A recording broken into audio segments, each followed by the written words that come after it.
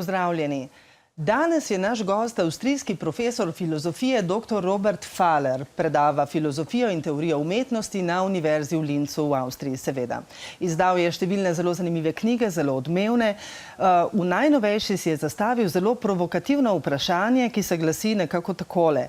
Zakaj nas neoliberalizem nagovarja, kot da smo mimoze, če se do nas obnaša, kot da smo zveri?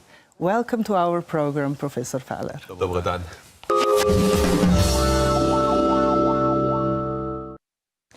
So, Professor Pfaller, how you came to an idea to write this book? I mean, among others, probably. You were on a plane from Europe to United States, and you were supposed to watch Michael Hanneke's movie, Amour, about two old people basically dying. There was no big violence scene, no pornography, nothing very dangerous, one would say, and still you were warned, this is adult language coming. And this is where the whole story about your last book begins. So what did you think at that moment? Well, I found it strange that there was not just a kind of limitation of age announced. That would be fine to say this is not for children under 16 or something, that's nice. But here, this type of warning included the assumption that even adult people cannot be trusted to be able to bear some rough verbal expressions. And I think this is something new and something typical neoliberal. It means that a public standard of public life is getting dismantled. Until now we assumed that every adult person can deal with adult matters. Now all of a sudden people are granted this kind of right to complain about everything, but this means at the same time that their civil dignity gets dismantled and that public life gets privatized. You say all of a sudden, but none of these things happened just overnight. Something was before which we did not notice. So how did this neoliberalistic machine create this assumption that we have to be treated as children? Well, this observation in the plane led me to the idea that we have to compare two apparently opposed tendencies in culture. On the one hand, we observe on the level of cultural life a kind of increasing sensitivity. More and more people complain about minor offenses or microaggressions, as they are called, and we implement policies to avoid all these little disturbances. But on the other hand, we see a total impoverishment of huge parts of European populations. Like every fifth child in Germany lives under the poverty level, every third child in Great Britain lives under the poverty level. People suffer from unemployment, or they can't imagine that tomorrow their life will be better, or that their children will have a decent life. So we see on a large scale a brutalization of economic conditions for life. And now I think we have to put these two images together. And we have to clearly ask ourselves, is this increasing sensitivity not the accomplice for the other policies? It's not a compensation, I think, but it's exactly on the level of cultural life, the same thing that goes on in the economic life, precisely because it dismantles all the standards of public communication between adult and emancipated people. It privatizes public life just in the same way that on the economic life we observe the privatization of economic goods. So all this political correctness, we could maybe use this word, is just a cover-up for a reasonably brutal capitalist system that is prevailing nowadays? Could you say that? It is a cover-up, you can say that, because it totally distracts people from their real concerns. People are interpellated on the level of their vulnerability, of their feelings, but they are not interpellated on the matters of their material interests, job situation, security, access to education, health services and so on. So in this sense, of course, it's a total distraction. And one has to clearly say, if your biggest problem in your life is the vulnerability of your feeling, then you are very well off and you are totally privileged. This is in the first place to say. But secondly, I would say it's not only a cover-up, but it also contributes to the destruction of a good life for the majority of people, because it totally privatizes the standards of how we deal with each other, and it's a destruction of what I would call the common good of public life. So when we meet each other in public space, we have not only our private positions, but we have like a third position to which we refer what is the decent way to act in public space and how do we behave as roles in public space. This is what Richard Sennett has called the notion of public man, as opposed to the private person. Okay, so who creates this new set of rules? When we say this neoliberalistic concept, who are these people? Because someone has to say, okay, this is right and this is wrong, this is how you should behave, this is how private men you're talking about should behave, and this is what public man is allowed. Who are these people? Well, of course we have to see that all these processes are overdetermined, which means that many different forces by several different reasons collaborate in this. But still we can, in the analysis, decipher the common tendency of these things. One aspect here is, I think, the creation of a kind of new middle class that is necessary for neoliberalism to operate. Neoliberalism in general totally destroys the middle ground of society. But in order to do this, it has to create a couple of new accomplices that execute this on the place of the middle class. And we observe this, for example, in university life, in the emergence of all these controlling institutions. So either economical control or control of administration or control in the sense that students can complain about something, the professors have taught them something that they didn't expect. So we have a proliferation of apparatuses of control which always are implemented in the name of some kind of emancipatory goal. The weak students have to be protected from something, and in the next moment we have a new repressive apparatus that executes these repressive policies within a public space. And I think this is the general rule. Neoliberalism somehow implements repression always under a kind of emancipatory pretext. So what happens with repressed minorities or majorities, as a matter of fact? For instance, if we look at the issue of feminism, as you notice in the book, of course, I mean, he and she, this has become a norm in the writing or public speaking. We all the time mention man and woman in all the context. But actually, if you don't look only at the language, you actually realize that the old problems have all remained. Not only old problems, especially in Eastern Europe, in parts of previous Western Europe, there has been the big problems with traditionalization of society, women actually losing rights, not gaining them. So again, language is used in this context as a cover-up.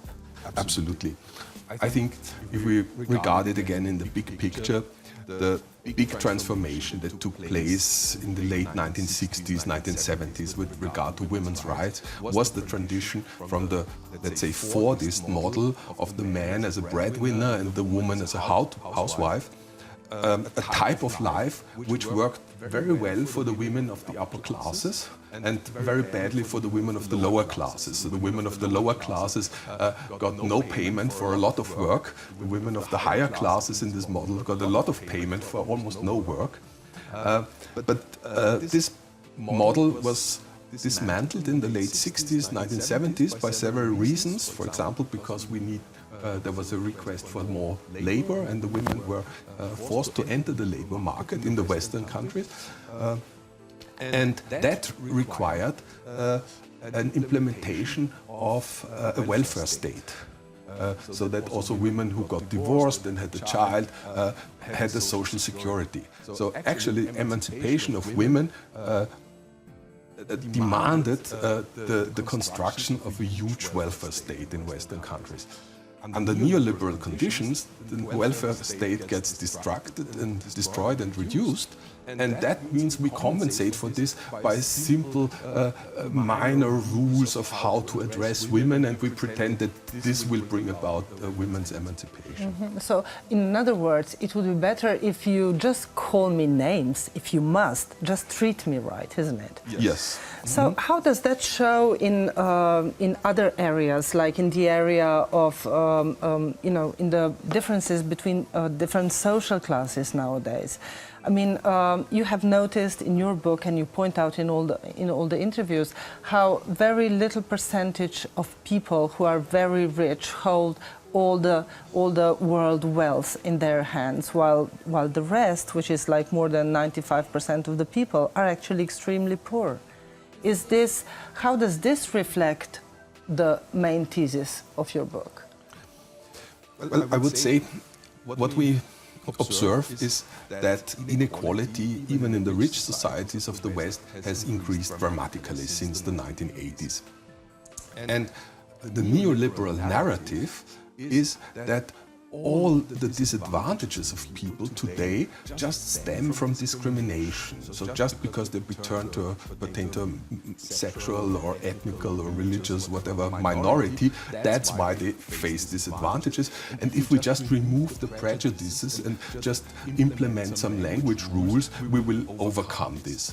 But of course it is clear, if you have a society that shifts from a kind of inequality level like that into a very hierarchical society with a huge inequality, all the measures against discrimination don't help, because still you have a society that is distributed along a very steep ladder.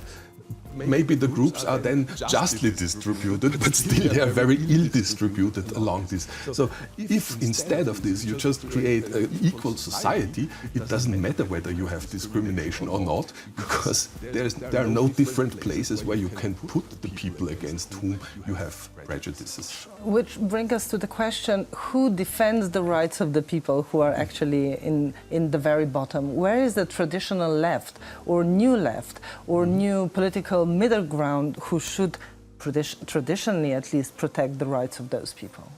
Yes, you're right. I think in the first place we must say, actually this is an interest which today sounds like totally leftist radical, but in fact this is an interest which goes from the left up to the liberal bourgeoisie. And I would say the defending of the public space and the defending of a minimum of equality is a requirement for democratic life, and even a requirement for good life, even for the richer people, because it's a quality of life if you can go home after the opera performance with your pearl lace around your neck and you are not attacked by somebody who must steal it out of poverty. So I would say the interest is the widespread interest of the majority of society, except for the 1% that owns most of the resources.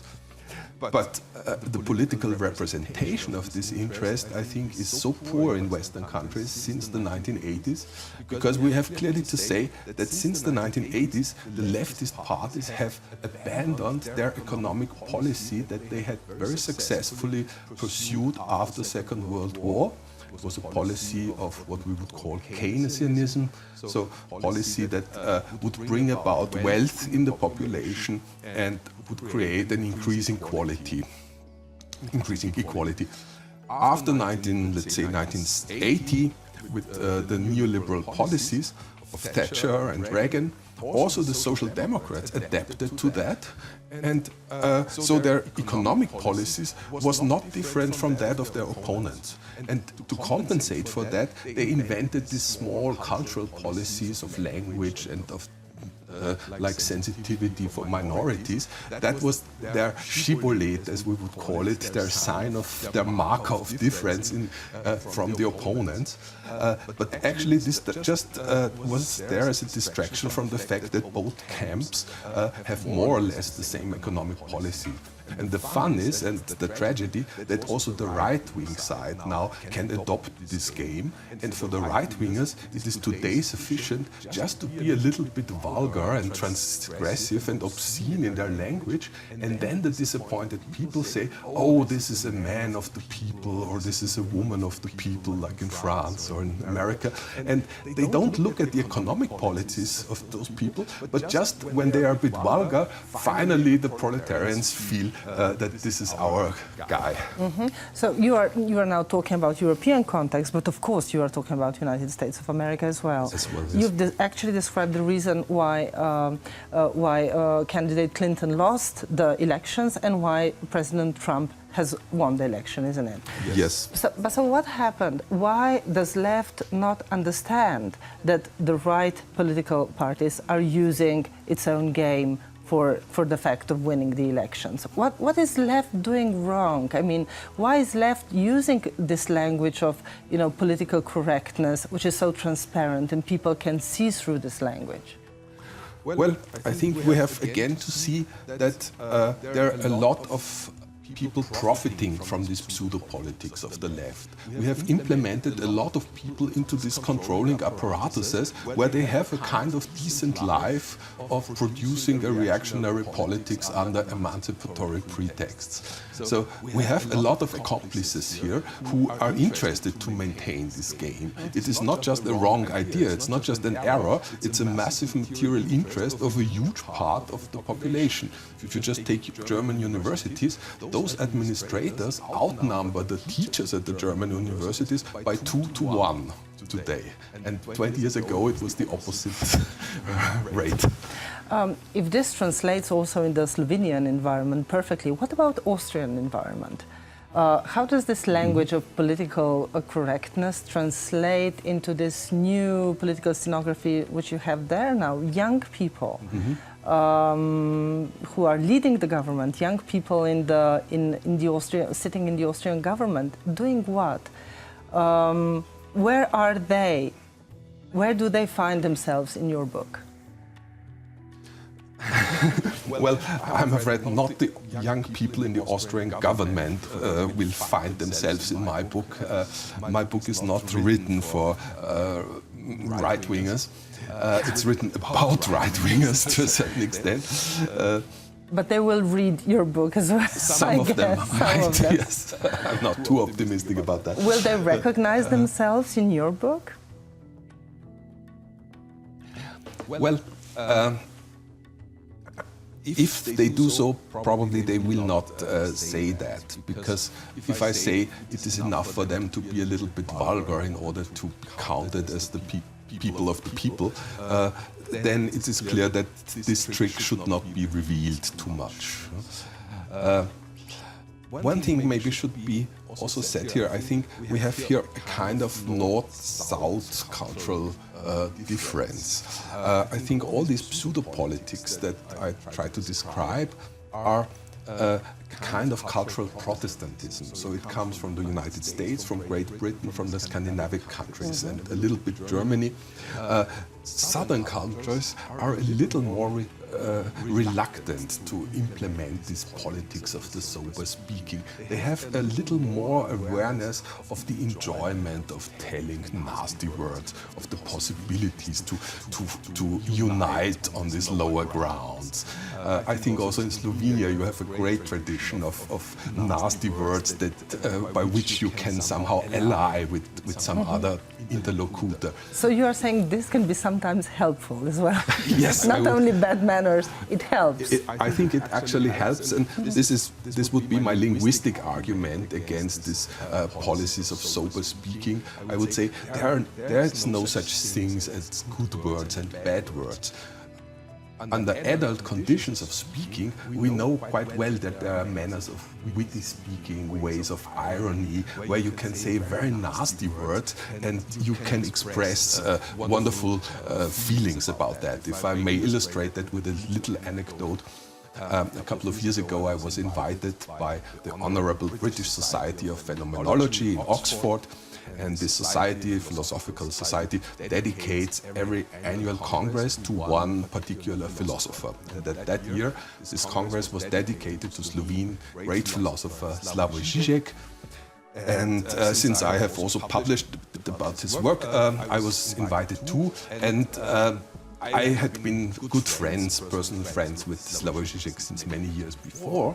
And the funny event was then, Žižek himself was present at the conference, and he gave witty comments about our ideas, and he criticized us if we were too positive about his work and so on. And in the last coffee break on the third day, Žižek had to leave the conference, and we were standing there with our cups in our hands, and Žižek said goodbye, thank you, goodbye to everybody. And by coincidence, I was the last in this line, and I was the only one who was a good friend. And after saying goodbye to everyone, Žižek came to me and said, "And fuck you." And I was very proud and honored by this, because it revealed to me immediately that I'm not just another of these colleagues to whom you have to be polite, but I'm a really true friend with whom you can share some humor. And so in this sense, I think you can read this example that sometimes very bad words can be the best words, and adult people are able to understand that. But was it properly understood by other people in the hall? Well, I think for some it might have taken a minute of reflection. Okay. But I think the more we practice this, the more people get used to these kinds of communication, which I would claim make up the best of our lives. Okay. Okay, your friendship with Slavoj Žižek is probably not the only reason why you are in Slovenia quite often. I know there are philosophical gatherings, you get invited here, but if you wouldn't like Ljubljana, Slovenia, Maribor, you probably wouldn't come. So what is here for you? Well, what I have been observing and admiring since almost 30 years now is, in the first place, this vital intellectual life that you have all over Slovenia, and especially in Ljubljana. I think there is the highest number. You should mention Maribor as well, otherwise there will be problems. Yes. All over Slovenia, for example, Ljubljana, Maribor.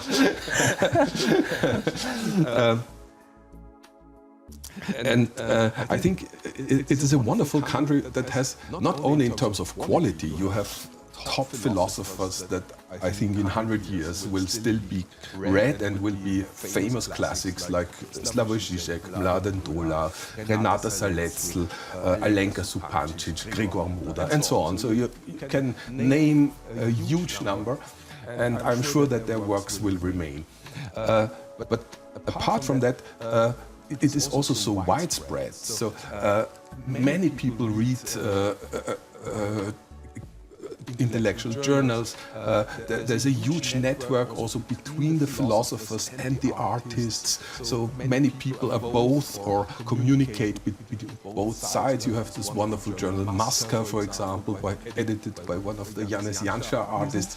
So I think these intersections are also so interesting, and I think this is one of the most vital and inspiring intellectual scenes that you find in any place of the world. Mm-hmm. One final question, Professor Pfaller. When you talk to your friends and colleagues in Linz or in Vienna, when you talk about your interests, about your worries, about current life, are the subjects very similar or very different to the subjects that you raise in Ljubljana? Basically, are we sharing same interests and worries and prospects or not? I think basically we are facing the same problems. In some respects, I think Slovenia is a little bit better off. For example, with regard to the feminist questions, because in former Yugoslavia it was quite common standard that women were just working as men were, and there was a good childcare and a good welfare state. So Western countries did not have that for a long time. They had this other model.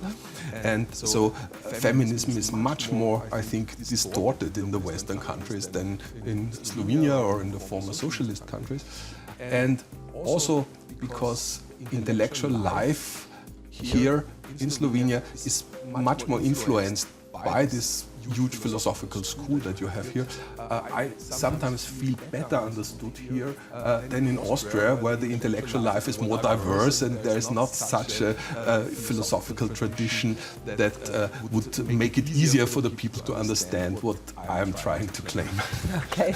Professor Pfaller, I wish you a lot of good work and a lot of good conversation in Ljubljana and in Vienna, and of course thank you for coming to our program. Thank you very much. Thank you. Hvala lepa. It's been a Thank pleasure. you. We should not.